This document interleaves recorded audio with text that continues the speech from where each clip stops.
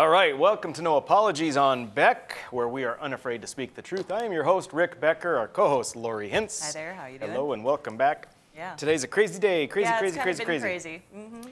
I concur. There are so many things that we could be hitting that in trying to find the best ones, it got to be almost last minute. However, we do have a very interesting show for you tonight. Very interesting. We're going to start with acronyms. Oh, yeah. So the first thing we're going to talk about is ESG. And I'm going to talk about that in a second.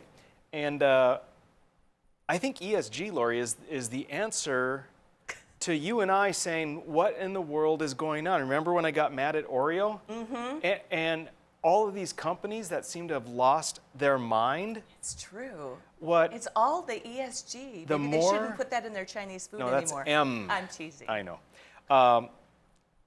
So I was going to challenge. So the thing is that the companies are, we've said they have no spine, and essentially that's still true, but I thought they were caving to simple minor pressure from some of the leftist people. They're caving to pressure to this whole machine, an entire machine. And I want to talk to you about this. So ESG, what does it stand for? It stands for Environmental Social Governance. Environmental Social Governance, okay? I have an article I pulled up here from November of 2019. I'm going to read a couple things from it. The new buzzword, remember this is a couple of years back 2 now. years ago. The new buzzword in business in 2019 was environmental social governance, and the term is on track to become mainstream in 2020. ESG, environmental social governance, has been brewing for a while and is hitting the mainstream now, driven by united demand from employees, investors, and customers. We're going to challenge that. Right.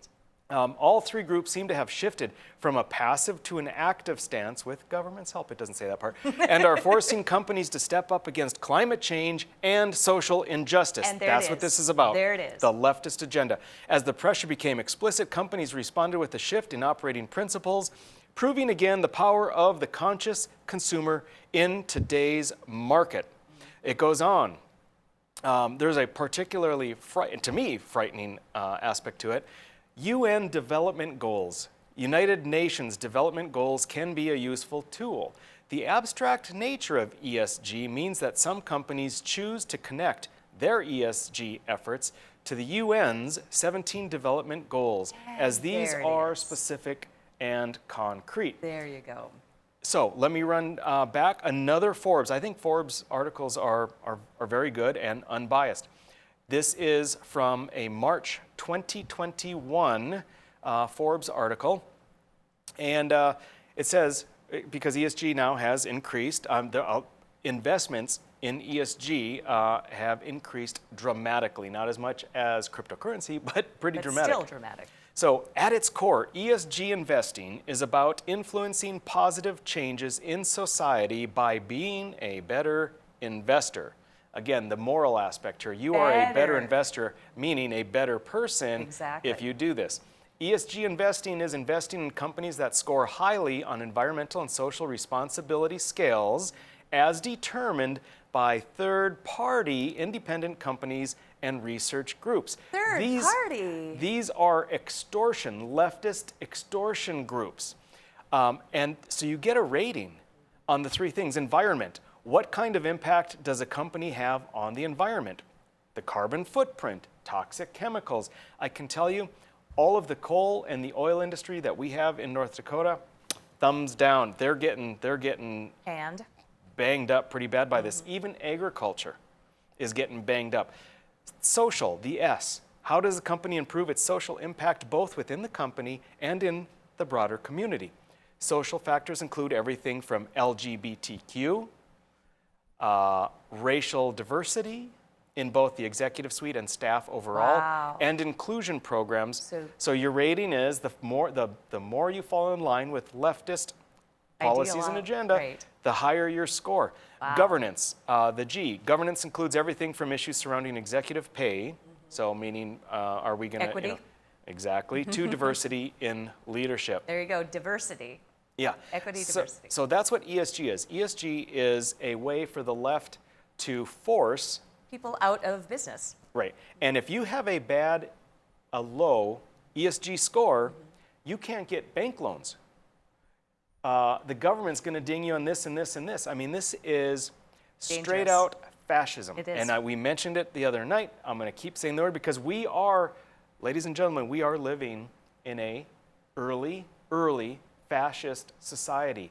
And so we're going to see just a little bit more because now, let's talk, Lori. Okay. The SEC. So more acronyms. This time, this is the Securities and Exchange Commission, and they had an article. A government agency. A government agency. And SEC announces all agency approach to ESG. And so let's take a look at our graphic here for this. As investor demand for climate and other environmental, social, and governance, ESG, information soars, the SEC is responding with an all-agency approach, meaning all-out approach by every agency in the government. You are going to see this is just beginning, folks. The word pervasive comes to mind. Yeah. Yeah. The announcement and the launch page the page launch came roughly a week after the SEC announced that it was requesting public input on ESG matters. 3 weeks after the announcement of the launch of a new task force on ESG matters, yada, yada, yada. So this is fascism.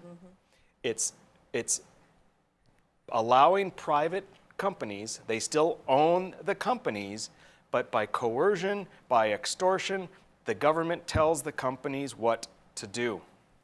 And So this is demand from the government, not investors. it is. It's from the government. Yeah, they're calling. They're saying, "Here's what we want," and I've seen it on even city level, state level, not specifically ESG, but what you do is you say, "Here's what we want." Okay, we in whatever form of whether you're a city commissioner or whatever, this is what we want for the city. So what we're going to do is call a stakeholder meeting. Oh, You always. invite stakeholders to say, hey, what are you guys thinking about such and such? And then the meeting is the outcome of the meeting is already determined. Then you say, hey, the demand from the stakeholders, and then you do, this is what they are doing. So it's government driven, 100% government driven.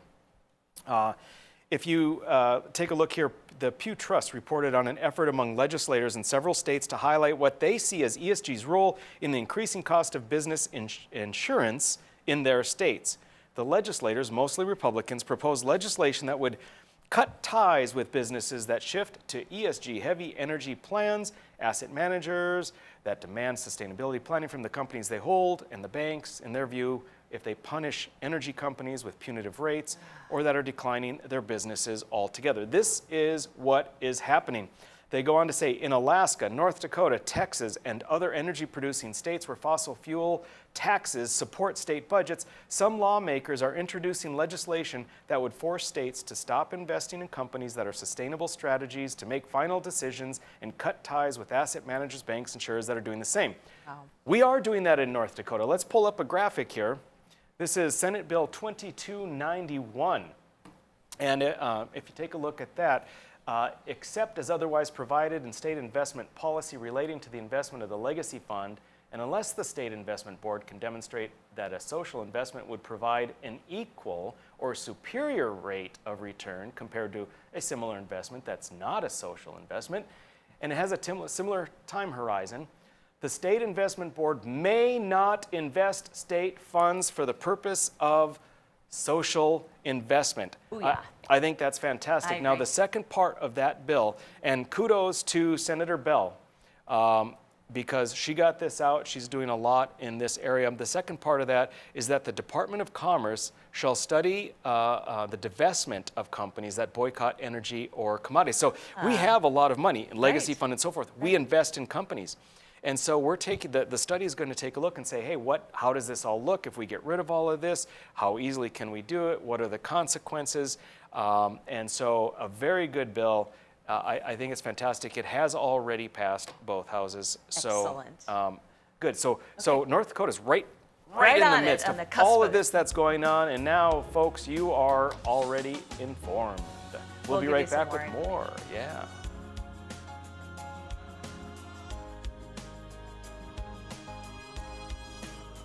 When you can't find answers to your recurring health challenges, it can feel like your health and your future are being held hostage. The Wellness Way is a network of health restoration clinics that think and act differently to solve the health challenges others can't. Here, we disrupt the standard approach to care through a combination of testing, individual plans, and one-on-one guidance, putting your health and your future where they belong, in your own hands. 40 years ago, Aero Service Team started with one truck and lots of hard work. Times may have changed, but the hard work that we put in to get your lives back in order after fire, water, and disaster hasn't. Over the years, we've seen so many families lose their belongings due to water and fire damage.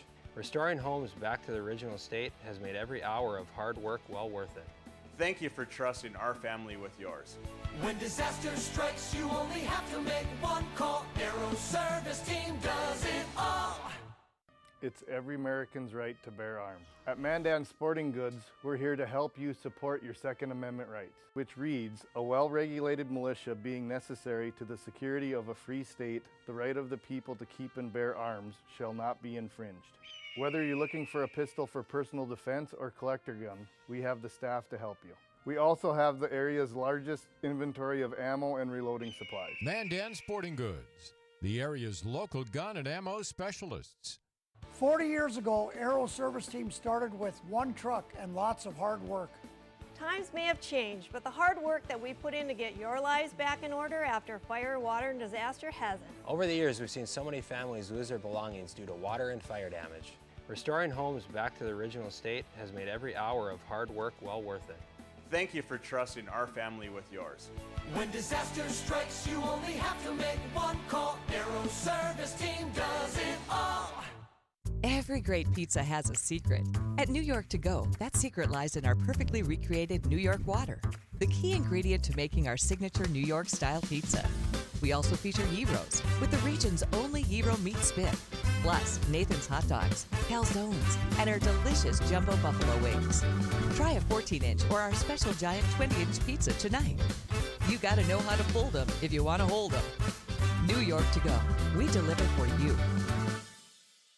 Hey Bucks fans, if you're planning an outing, birthday, or employee appreciation night, then bring your group out to the Buck Stop for a night of fast-paced, high-scoring football. Your group will receive discounted tickets, options for reserved seating, scoreboard messages, VIP services, swag, and a space to gather during the game. You can also participate in pre-game ceremonies, halftime entertainment, in-game contests, and more. Call 701-595-0771 or visit bismarckbucks.com/tickets. All GA is first come, first serve. We'll see you on the turf. Go Bucks!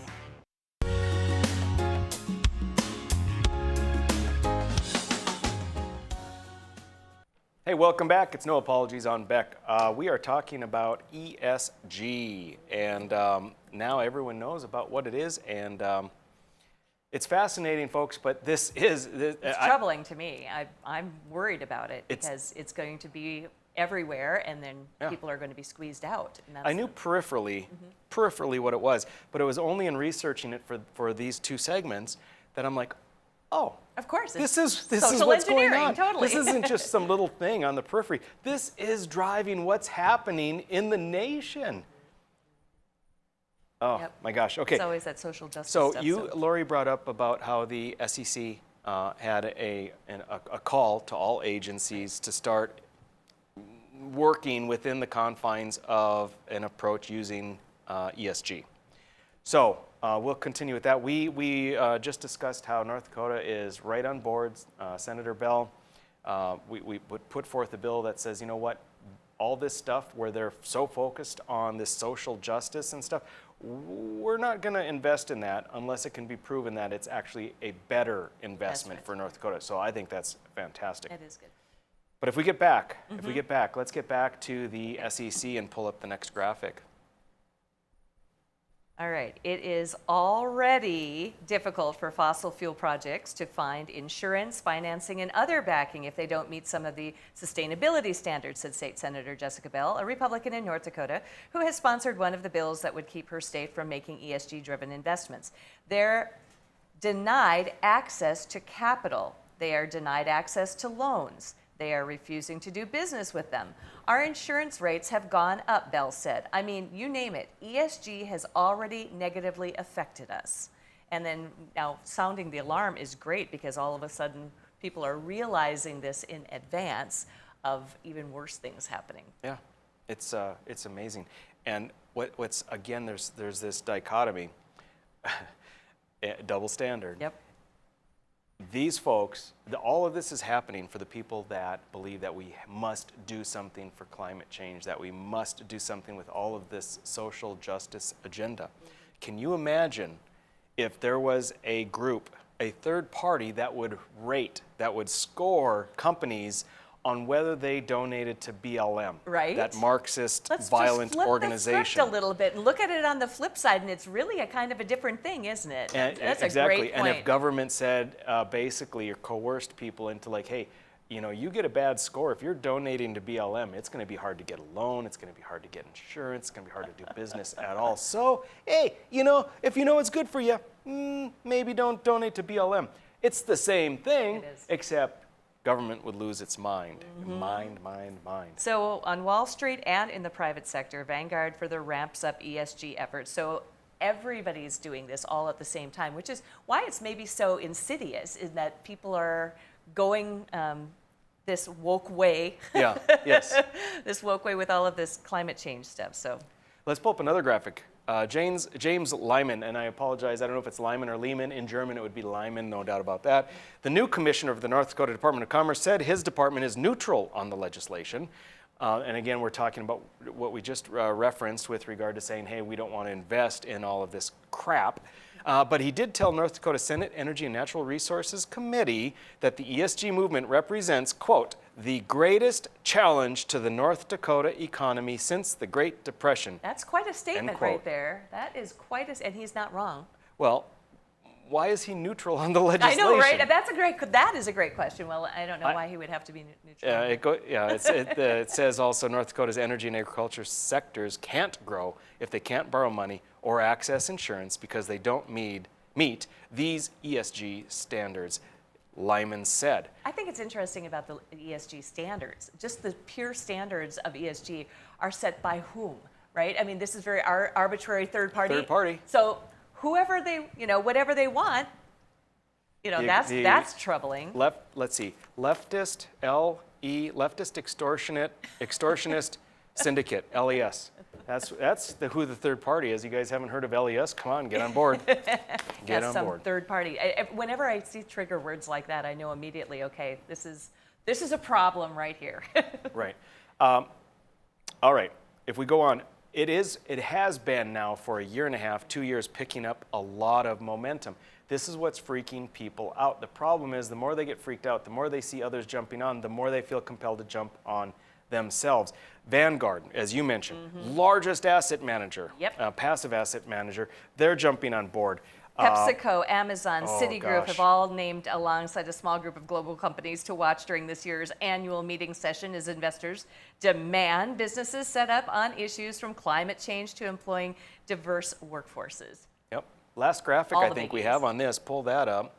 And this is again for Citigroup. They said that they are acutely focused on addressing racial inequity, especially in terms of the wealth gap it creates. General Motors said it believes climate change is real and we are advocates for climate action. Now here's the thing. We're going to make our score go up. Does that sound familiar to you? Yeah, Because it should. It is from Biden's executive orders. Don't exactly. tell me that government is not behind this and coercing these companies to do its bidding. We live in a fascist state. Now, I'll give you one ray of hope, one tiny ray of hope. I'm sorry. This is somewhat of a fad. People are jumping on board, but I'm already seeing that there's a little bit of pushback. There are companies that are advertising essentially that, hey, you know what? If you want to invest in this basket or in this fund, we are going with companies that are not ESG. And I predict the pendulum is going to swing in very short order. So folks, you heard it here. Eugene Grainer's not here to help me, but I'll tell you, if I were you, I would invest in these non-ESG companies because right now they've been taking a hit. I was doing the research, I'll tell you that. They are low, their value, buy them now. Screw the ESG companies. Buy the non-ESG because that is a value. So, all right, folks, we're going to be back with brain food, right? No, we're going to talk about Joel Heitkamp, you're naughty boy. Yeah, you'll like it.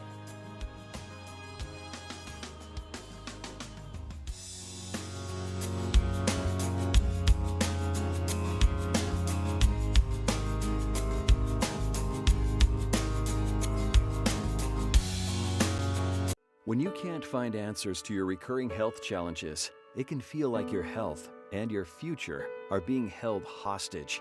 The Wellness Way is a network of health restoration clinics that think and act differently to solve the health challenges others can't. Here, we disrupt the standard approach to care through a combination of testing, individual plans, and one-on-one guidance, putting your health and your future where they belong, in your own hands. 40 years ago, Aero Service Team started with one truck and lots of hard work. Times may have changed, but the hard work that we put in to get your lives back in order after fire, water, and disaster hasn't. Over the years, we've seen so many families lose their belongings due to water and fire damage. Restoring homes back to the original state has made every hour of hard work well worth it. Thank you for trusting our family with yours. When disaster strikes, you only have to make one call. Aero Service Team does it all. We're the ladies of Another View, bringing you a fresh view on local issues. Thank you for your patience and understanding. Oh my gosh. Isn't that the most condescending, rude email you've ever received? Well, welcome to National the news. third term of a certain president. I really believe that. And different perspectives you won't get on the mainstream media. Watch us weekday afternoons at 4:30 Central Time on Beck News and at beck.news. 40 years ago, Aero Service Team started with one truck and lots of hard work. Times may have changed, but the hard work that we put in to get your lives back in order after fire, water, and disaster hasn't. Over the years, we've seen so many families lose their belongings due to water and fire damage. Restoring homes back to the original state has made every hour of hard work well worth it. Thank you for trusting our family with yours. When disaster strikes, you only have to make one call. Aero Service Team does it all. Every great pizza has a secret. At New York To Go, that secret lies in our perfectly recreated New York water, the key ingredient to making our signature New York style pizza. We also feature gyros with the region's only gyro meat spit, plus Nathan's hot dogs, calzones, and our delicious jumbo buffalo wings. Try a 14-inch or our special giant 20-inch pizza tonight. You gotta know how to fold them if you want to hold them. New York To Go, we deliver for you. It's every American's right to bear arms. At Mandan Sporting Goods, we're here to help you support your Second Amendment rights, which reads, a well-regulated militia being necessary to the security of a free state, the right of the people to keep and bear arms shall not be infringed.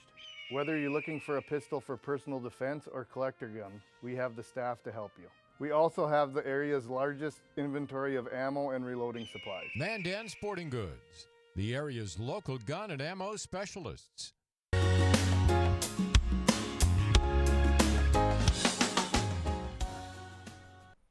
All right, we're back. It's No Apologies on Beck, your after hours of, wait. Oasis of... Yeah, I was going to play with it because what we're going to talk about is going to make you insane because I was in a straitjacket this morning. And Figuratively, I'm thinking? Yeah. Okay. So what I'm talking about is Joel Heitkamp, okay? So he's got Down the Road on this channel. He also has News and Views on a radio show. And we are referencing the Juneteenth bill, something that I think is not very impactful at all. And I almost didn't want to bring it up today. In fact, I wasn't going to bring it up today until the last bit of information that you get in this segment pushed me over the edge, and you'll see why. Juneteenth. I already explained myself to you folks. We're going to show you in just a moment here an audio clip of my presentation on the floor of the House, why I was voting against Juneteenth. Juneteenth is that holiday which celebrates the end of slavery. It's pushed by the left and so forth, but I'll let you hear my words. I will preface by saying that what you're going to see is the entirety, every word of what I said, every word. Not a clip of it. And there was no other opposition. So what you're seeing is the entirety of anything that was said to vote against Juneteenth holiday. Let's go ahead and play the clip. Thank you, Mr. Speaker, members of the Assembly. I'm going to vote red. And you may ask yourselves, why in the world would someone vote red on this bill? It's a little thing, and why not just go with the flow? And the problem is, when there are concerns, if we go with the flow on things that are easy, then it's that much easier to go with the flow on things that are not. Why am I going to vote red? First off, aside from the name of it, the concern that I have is that this is more of a movement in lines with being wokeness. It comes from the left. And renewed interest in Juneteenth came in 2017 on an episode of Blackish on ABC. And Google Trends bears this out, and if you look at Google Trends more, it really became more popular and interested after the death of George Floyd in Minneapolis. If you look on the internet, one of the ways to celebrate Juneteenth is to donate to Black Lives Matter. One of the other things that is concerning about this to me, if we're going to celebrate Freedom Day, which is probably a good idea, it ought to be on the day that the 13th Amendment was adopted, which happens to be on December 18th. Because this is a random day for Texans. Because in Galveston, yes, the slaves were freed. They were slow to be freed until U.S. Federal agents came in, soldiers came in to free them. And they came into Galveston on the 19th. And they came into Houston to free the slaves there on the 20th. And they came into Austin to free the slaves there on the 23rd. But that did not, as we heard from the bill carrier, end slavery in the United States. That ended slavery in the Confederate States because the Emancipation Proclamation did not apply to the Union States. So after the freeing of slaves in Texas, slavery still existed in Kentucky and Delaware. So I say, yes, let's have a Freedom Day, and it should be on December 18th. And it should be a decision that we in North Dakota make, that we want to celebrate freedom for all people. Not because it's a push from someone with an agenda. That doesn't make sense because it wasn't the end of slavery. It existed until the adoption of the 13th Amendment. Thank you. Yeah, That's very it. reasoned, very good explanation. Okay. You may be wondering, okay, Becker, we get it. What's the deal? You're going to see. So just, again, my concerns were it's a push from the left with wokeness and all of that. And if we are going to celebrate it, and you heard me say twice, I'm completely in favor of having a Freedom Day, but let's have one that isn't thrust upon us by a progressive social agenda. Let's pick one that makes sense, when actually all slaves were freed in all of the states, which would have been December 18th. That's what you heard me say. Far more logical. Okay, let's pull up an audio clip. Joel Heitkamp, on his radio show, was talking to Representative Austin Schauer from Fargo. Let's listen. Here's a little bit, 3 clips I pulled together. So the arguments against, because, you know, I heard your speech, like I said, I left very impressed, but the arguments against it, did anyone make an argument on the floor, or did they just quietly have those 22 vote against it? Well, there was one argument. You know, Rick Becker is pretty well known in this part of the state. He's not as well known in our part of the state. But to be honest with you, I have no idea what his argument was. I mean, there was one argument, a little bit of a pushback saying, well, North Dakota didn't have slavery. You know, well, that's because we weren't even a state at that particular time. You said that Becker made the argument on the floor that North Dakota didn't have slavery, that wasn't, and you made a great point, which is we weren't a state. That being said, there was a piece of legislation that went through your chamber as well that acknowledged and placed into school curriculums an understanding of Native American history. Becker voted against that. Did he make an argument that we didn't have Native Americans? Is that his belief there, Austin? No, that was a different argument, and I don't. You know, Rick Becker, he's your buddy. You guys go against each other on television from time to time. You know, what Rick Becker says or does, that's his deal, but you know him better than I do, Joel. I don't think anybody knows him. I don't think he knows what he wants to be himself. Wow. Yeah. So those are my friends, Joel Heitkamp and Austin Schauer. Now, again, so here's what we're looking at. You folks saw what I said. I don't like social justice being forced down my throat. And if we're going to do something, let's use logic. You're going to hear me say that on any number of issues. None of the stuff they were talking about. So what Joel is doing is putting up a straw man argument. He is suggesting that I'm saying that I said that we shouldn't have Juneteenth because we didn't have slaves. That was never said. Not even close. It would be a stupid argument. But he's saying I said it so he can say what a stupid, racist argument I made, and you'll see more on that. Now, let's go ahead with the clip from down the road on Beck. But 22 people voted against us. Again, one of those same individuals that I talked about earlier, State Representative Becker. But, you know, not to single him out, but one of the arguments he made on the floor, I visited on my radio show with Austin Schauer. Now, Austin carried this to the floor and made the argument to the floor. And one of the issues that Austin said that Rick Becker used to say we shouldn't pass this are that we didn't have blacks in the state. Meaning then, okay? That's how I took what Austin Schauer said. Well, here's another fact. We weren't a state. Wait. How does he even make those leaps? He's not even factual. Now I'm against Juneteenth because Dakota Territory didn't have blacks. I don't know. I don't know how he's making stuff up. Fabricating. To do whatever it is. He's going to come in.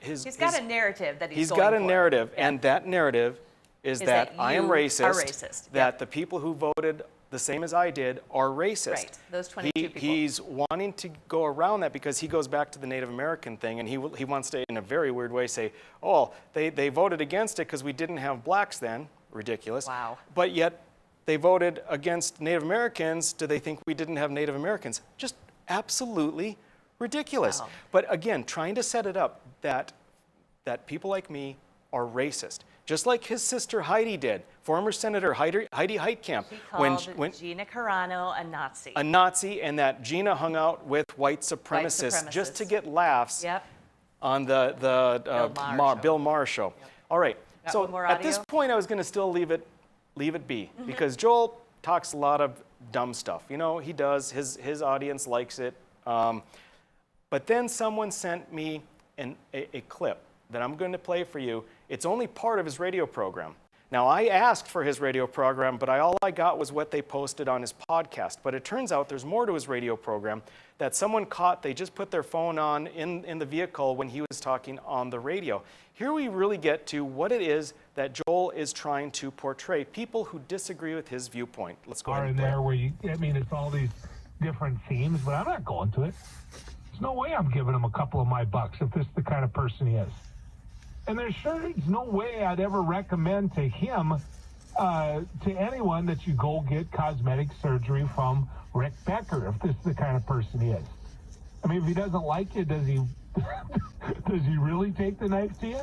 I mean, he's an ideologue. Well, that was a large leap to suddenly slamming your business. So because I, as you folks witnessed, because I'm in favor of having a Freedom Day with the emancipation of all slaves, but I don't want it shoved down my throat from the left, and I think it should be a logical date of December 18th instead of Juneteenth. I'm a racist. Now, he didn't say that, right? He did later in the program, indirectly. But what you did hear him say is basically he's boycotting me. He's recommending his listeners not go to me. He said, I'm not going to recommend him for cosmetic surgery. And then he implies that people would be in danger if they go under the knife from me. Yeah. He's implying that if you have a different political position than I do, that I will put you in danger under my care. Later in his audio, he says, if I used the word racist, then people will get up in arms. I mean, he went on. I'm sure you can find the audio. So what he's saying is, he's calling me a racist, but says, well, I'm not going to actually say racist.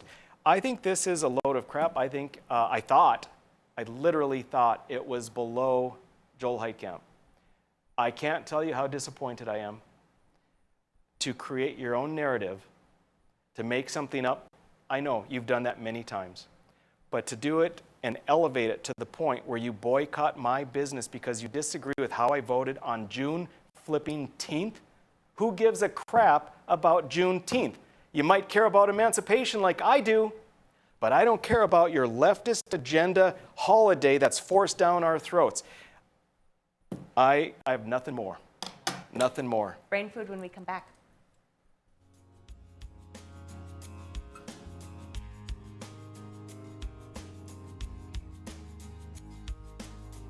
We're the ladies of Another View, bringing you a fresh view on local issues. And different perspectives you won't get on the mainstream media. Watch us weekday afternoons at 4:30 Central Time on Beck News and at beck.news.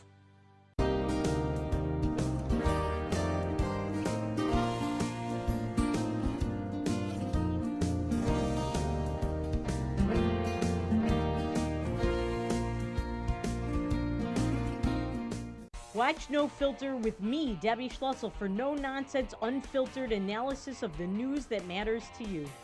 You'll see engaging guests, It began a 444-day nightmare. entertaining analysis, and it has everything to do with something that happened in history, and honest movie reviews. Trust me, this is just atrocious. No Filter with Debbie, weeknights at 10 p.m. Central on Beck News and online at beck.news. Every great pizza has a secret. At New York To Go, that secret lies in our perfectly recreated New York water, the key ingredient to making our signature New York-style pizza. We also feature gyros, with the region's only gyro meat spit, plus Nathan's hot dogs, calzones, and our delicious jumbo buffalo wings. Try a 14-inch or our special giant 20-inch pizza tonight. You gotta know how to fold them if you want to hold them. New York To Go, we deliver for you. It's every American's right to bear arms. At Mandan Sporting Goods, we're here to help you support your Second Amendment rights, which reads, a well-regulated militia being necessary to the security of a free state, the right of the people to keep and bear arms shall not be infringed.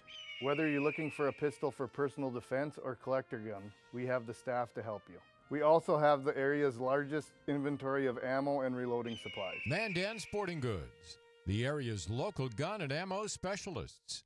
Hello, I'm Mike Lindell, and as you know, my passion is to help each and every one of you get the best sleep of your life. That's why I created my new Giza Dreams bed sheets. I started by using the world's best cotton called Giza. It's only grown in a region between the Sahara Desert, the Mediterranean Sea, and the Nile River.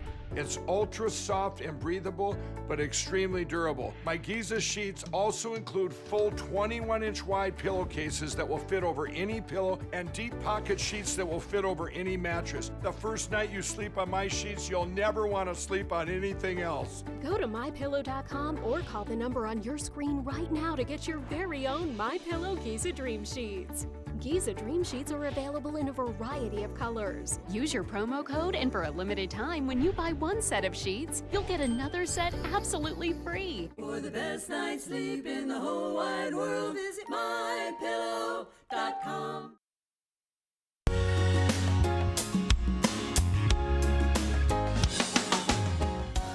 All right. We're back, folks. It's No Apologies on Beck. It's time for some brain food, and I'm not angry. No, I can tell that you are cleansed, clean. I'm not angry. It's just good to know. It's good to know people. It is, yeah. And that's all. No, they're okay. I'm just going to start with my first word, and I'm hoping I'm saying this right because there's two different ways to pronounce it according to Webster's, and one is inchoate, and the other one is inchoate.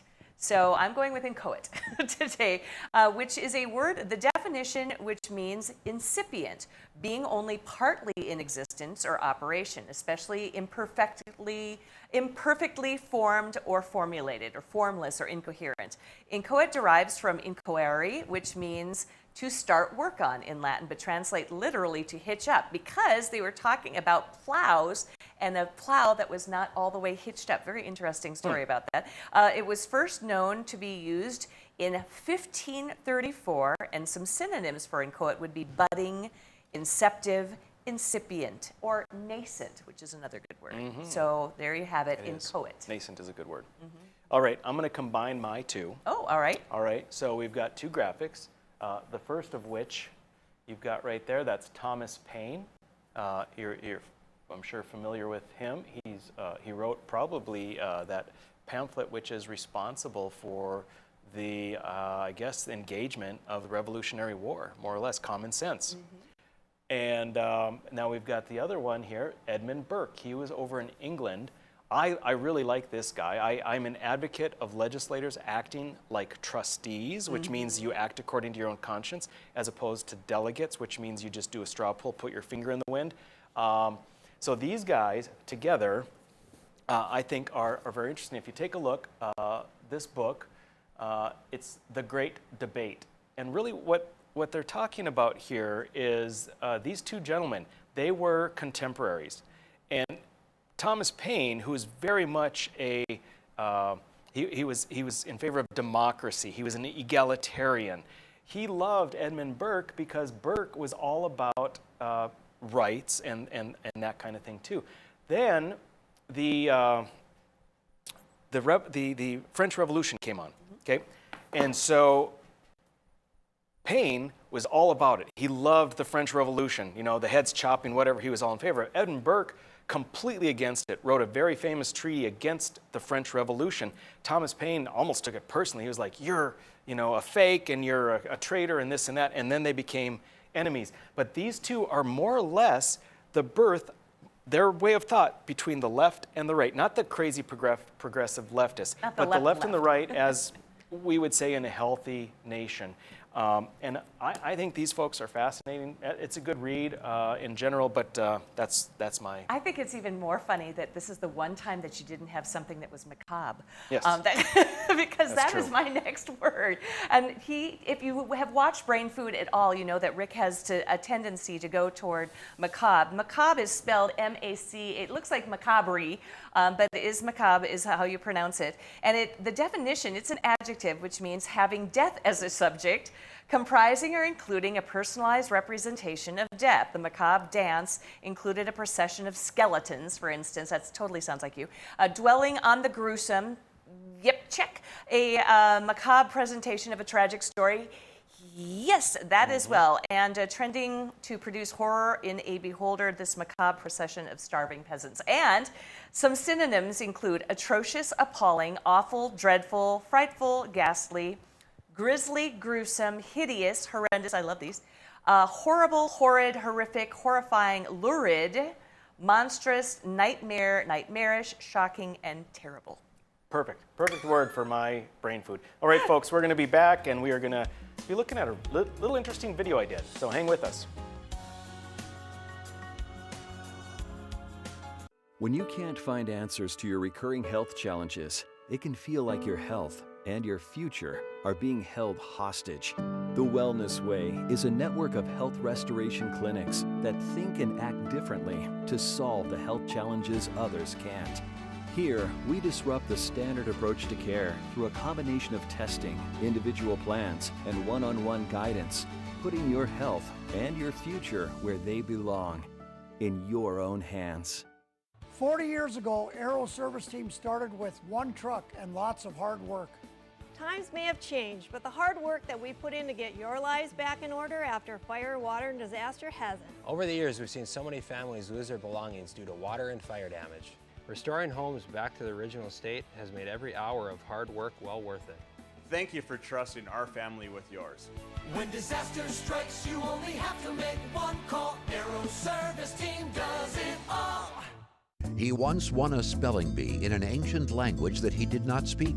He is the only man to ever earn extra credit on an IQ exam. His academic degrees are considered legitimate spending currency in 22 nations, 2 principalities, and at Chick-fil-A restaurants in the United States and Western Canada. I do not always engage with education programming, but when I do, it is the Dr. Duke Show. Stay educated with the Dr. Duke Show, weekdays at 4 p.m. on Beck News. 40 years ago, Aero Service Team started with one truck and lots of hard work. Times may have changed, but the hard work that we put in to get your lives back in order after fire, water, and disaster hasn't. Over the years, we've seen so many families lose their belongings due to water and fire damage. Restoring homes back to the original state has made every hour of hard work well worth it. Thank you for trusting our family with yours. When disaster strikes, you only have to make one call. Aero Service Team does it all.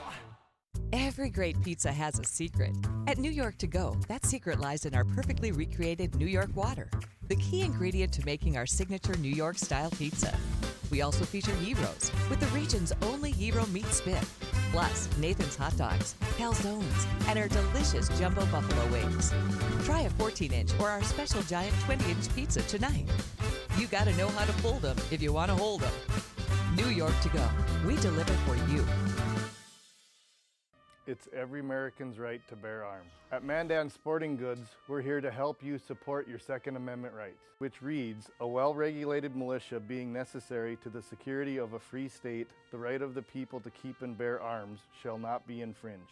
Whether you're looking for a pistol for personal defense or collector gun, we have the staff to help you.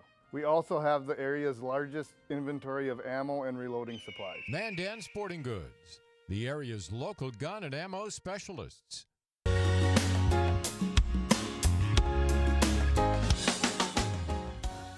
Hey, it's No Apologies on Beck. It's our final segment. Good job for hanging with us. I've got a video. It's going to take up the whole segment. It's interesting, I think, maybe. Let's play it, see what you think. Hey everyone, we are in the House chamber. The gallery's up top, and we're out of session. People are milling about and discussing things, super important things, I'm sure. The staff is still working legitimately, but yeah, we're done for the day in the chamber. I wanted to show you, make this little video about our voting boxes. You see, we sit at our desk, and we got a microphone there to the left, and this is our voting box. When they do roll call, we hit green to say we're here. But generally, when bills are brought up, what we do is either vote yes or we vote no, and that's it. It pops right up on the board there. We all watch to see what people did, and it's as easy as that. Now you also have a speak button. The speak button lets the speaker, who sits up there, know that you want to talk, and then the speaker will call on you. You grab your microphone, stand up, and speak your piece. Then there's also a page button. A page button lights up a little panel on the side over here in that direction, and it lets a young person know, someone who's been hired as a page, lets them know, they sit right there on that bench, lets them know that you need something. You might need a copy from the copy room, you might need to send a message to someone, whatever it might be, they will do that for you. Now, I did a little project, I think it might have been 2 sessions ago, for my voting box. That's it right there. My voting box looks different than a typical voting box. So what did I do? Well, first off, I've got a door here. Now, during appropriations bills, which means spending bills, I like to have that door closed. You see it's got the skulls there. It tells me danger, danger, don't vote green for excessive spending. So, you know, got to stick with that red button. Now, a lot of times I do have to vote yes on good bills, so I swing her open, and it just reminds me, think before I act. So there's my little project. I made that out of this little hobby chest of drawers. I have no idea why anyone would want an 8-inch high chest of drawers, but anyway, I got it from Michael's, and I just kind of tore it apart and reassembled it. And it's a planter as well. It's a very nice little plant I got from Cashwise, and holds my pens and highlighters. So, you know, I'm not a very handy guy typically, but I do like this little thing. I did some decoupage on there, and you know, got the images on there from pictures. So what I did is I put images of people that I admire and who influenced me, politically at least. So if you look right here, this is Thomas Sowell. Very influential, very, very smart guy. He was born in 1930. He's still alive. He writes a lot. He's written so many books. We've discussed him on the show before. He had a column, syndicated column, for so many years. He talks a lot on the myths of racism and how progressive leftist policies that are alleged to be for minorities actually hurt minorities. He's written books on Marxism. He's written books on how the intelligentsia, the people that think they know so much that they should be the ones to control our lives. He's just fantastic. If I could have a night out with someone who's still living, he would be very high, very, very high on the list. Next to him is Ludwig von Mises. So he looks like a super nice grandpa, and he was writing more like in the 1940s, and he wrote for a free market policy. He really, maybe a lot of people might call him the father of Austrian economics. I think there were some people that preceded him, but he really got it off the ground, talked about marginal cost, some really important concepts, but really for a classical liberal free market sort of economics. His opposite was Keynes. I think it's Alfred Keynes. And as an example, you're going to have people like, say, Obama, who would have been a fan of the economics of Keynes, and you're going to have people like, say, Reagan, who would have been more of a fan of the Austrian school of economics developed by this guy. So Ludwig von Mises, super awesome. Okay, over here, we'll start with Ayn Rand right here, great author, philosopher. I will go as far as to say a lot of folks love her, including me. There's an objectivist school, objectivist organization for her philosophy, and she was responsible, I think, for me anyway, of really thinking about the importance of the individual versus the state or the collective. She wrote several books. Anthem is a short one. If you don't like long books, try Anthem. Atlas Shrugged is her famous. I think I've been told that's the second most purchased book outside of the Bible. Fountainhead is common. There's a movie on it, older movie. We the Living I kind of like for some reason. I like that one. All right, next to Ayn Rand, you've got Henry St. John Bolingbroke. Now, Henry St. John Bolingbroke, almost nobody knows. I really like him. He wrote a couple of articles, one called The Spirit of Patriotism, one called The Idea of the Patriot King. He wrote in the 1730s, really smart guy. He was influential on our founders. I think he was influential on Edmund Burke, who is considered the father of conservatism. Fascinating, fascinating guy. His trials and tribulations and being kicked out of England and then back, and he was a legislator and a philosopher. Down here you have Frederick Bastiat. Of course, you guys know I love him. Frederick Bastiat was writing about the same time as Montesquieu, was also I guess influential to the founders and that whole era. He wrote a lot about the free market. He absolutely hated cronyism. He hated socialism. He hated subsidies, and he was very much in favor of limited taxation, very limited taxation. He called overall taxation, he coined the phrase legal plunder. So he's pretty darn interesting. Let's swing her around. Oh, sorry about that. Swing her around here. Now you've got Ronald Reagan and Barry Goldwater. Ronald Reagan, probably don't need to say a whole lot about him. He used to be a Democrat. Then when he was doing shows for General Electric back in, gosh, I don't even know, the 50s, I think. He really turned things around and embraced 100% the conservative philosophy, limited government. Was a great president. A lot of people like to point out that the budget increased and stuff, but you have to keep in mind that generally he had a Democrat-controlled Congress. Next to him, you've got Barry Goldwater. I really like Barry Goldwater. He ran for the president in 1964, lost in a landslide. There's so much that I could talk about with regard to him. He really is responsible for Reagan's ascendancy. He's a principled guy, fascinating, rugged individual. And at some point it would be interesting for you to read a biography. I'm going to swing around to our last one. Very professionally done. Last two. All right. So over here you've got Edmund Burke. off to the left and Thomas Jefferson off to the right. Edmund Burke is a lot of times called the father of conservatism.